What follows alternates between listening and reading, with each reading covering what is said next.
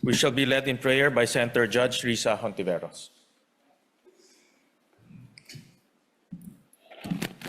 Sa ngalan ng Ama, ng Anak, ng Espiritu Santo. Amen. Ama naming Diyos, pinupuri ka namin, Panginoon ng langit at lupa, ang pinagmumula ng lahat ng karunungan, katotohanan at hustisya. Sa Ebanghelyo ngayong araw, ipinaalala sa atin ni Jesus na ang tunay na karunungan ay ipinagkakaloob sa mga may mapagpakumbabang puso. Sa pagpapatuloy ng mga pagdinig o paglilitis na ito, hinihiling namin ang iyong gabay.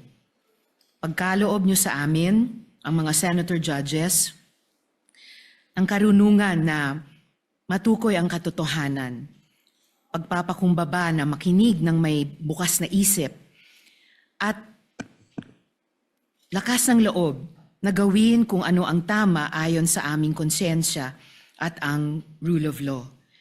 Palayain niyo kami sa pagmamayabang, prejudice, at lahat ng klaseng impluensya na maaaring pagpalabo sa aming paghuhusga. Naway manaig ang katotohanan, katarungan, at ang kabutihang panlahat sa bawat desisyong aming gagawin.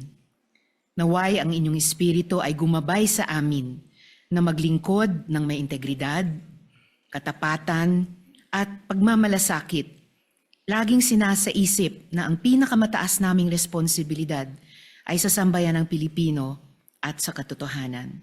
Inihiling namin ang lahat ng ito sa pamamagitan ni Jesucristo. Amen. Sa ngalan ng Ama at ng Anak, ng Espiritu Santo. Amen.